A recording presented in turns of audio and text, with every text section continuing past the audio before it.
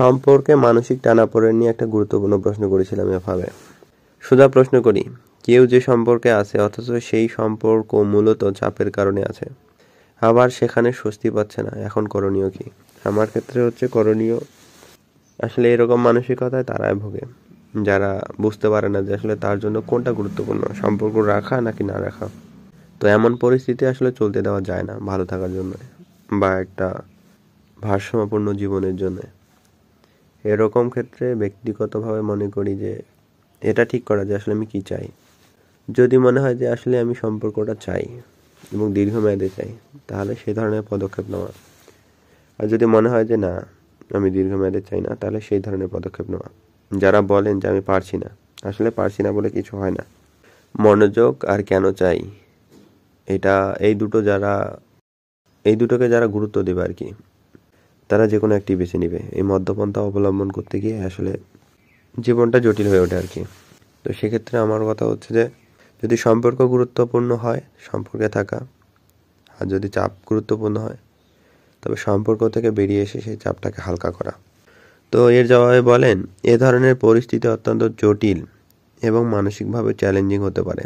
চাপের কারণে সম্পর্ক থাকা যেখানে স্বস্তি ও সন্তুষ্টি নেই, সেটি দীর্ঘমেয়াদে নেতিবাচক প্রভাব ফেলতে পারে। তবে সঠিক পদক্ষেপ নিতে হলে কিছু বিষয় মনে রাখা জরুরি। 1. নিজের অনুভূতি বুঝুন। প্রথমে নিজের আন্তরিক অনুভূতি এবং প্রয়োজনীয়তা সম্পর্কে স্পষ্ট ধারণা করা প্রয়োজন। আপনি কেন এই সম্পর্ক থেকে বেরোতে চাচ্ছেন? সম্পর্কটি কিভাবে আপনাকে মানসিকভাবে প্রভাবিত করছে? স্বস্তি না পাওয়ার অনুভূতিটি কি সময় সাপেক্ষ বা অস্থায়ী কিনা, বা এটি গভীরভাবে প্রভাবিত করছে? প্রভাবিত করলে ভালো, সেই অনুযায়ী সিদ্ধান্ত নেওয়া লাগে। 2. সাক্ষাৎকার বা আলোচনা। সম্পর্কের সমস্যাগুলো যদি পারস্পরিকভাবে বোঝানো যায় তবে সত্যিকারের ও সৎ আলোচনা গুরুত্বপূর্ণ।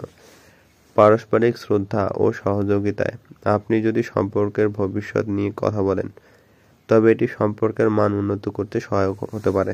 তবে যদি সম্পর্কের অন্য পক্ষ একে একে বিশ্বাস বা সহানুভূতি না দেখায়, তখন এটি আরও জটিল হয়ে উঠতে পারে। 3.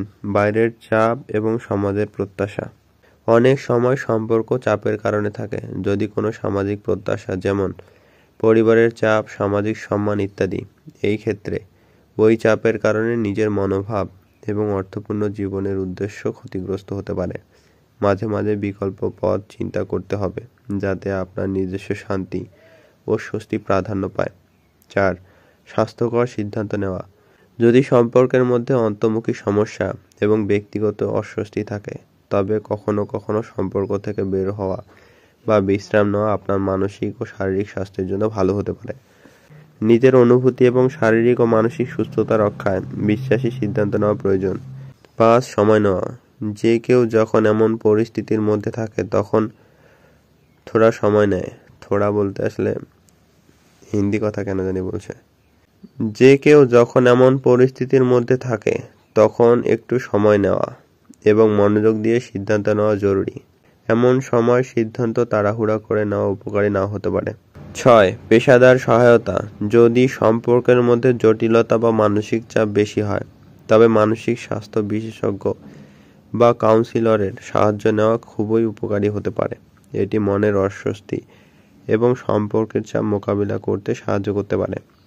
উপসংহার: যদি সম্পর্কের মধ্যে চাপ বা অস্বস্তি থাকে, তবে নিজেকে শৃঙ্খলা ও শান্তি ফিরিয়ে আনার জন্য সৎ আলোচনা বা বিশ্রাম নেওয়া অত্যন্ত গুরুত্বপূর্ণ।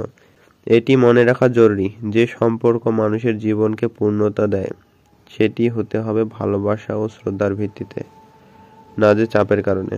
আসলে সম্পর্কের বিষয়ে ভালোবাসা শ্রদ্ধা ভীষণ গুরুত্বপূর্ণ। চাপে ফেলে খুব বেশি কিছু করা যায় না, সেটা টেকসই হয় না। সেই জন্য আর কিছু হোক বা না হোক, সম্পর্কের বেলায় চাপ চলে না আর কি। সুতরাং চেষ্টা করবেন সম্পর্কে পারতপক্ষে চাপ না দেওয়ার জন্য। যত চাপ কম দেওয়া যায় ততই ভালো, কারণ চাপ দিয়ে আর কি খুব বেশি কিছু করা যায় না, অর্জিত হয় না। ভালো থাকবেন, সম্পর্কের খেয়াল রাখবেন, নিজেকে ভালো রাখে এরকম মন মানসিকতা সম্পর্কে রাখবেন। যা রাখতে দিচ্ছে না তাকে সমঝোতায় আনার চেষ্টা করবেন।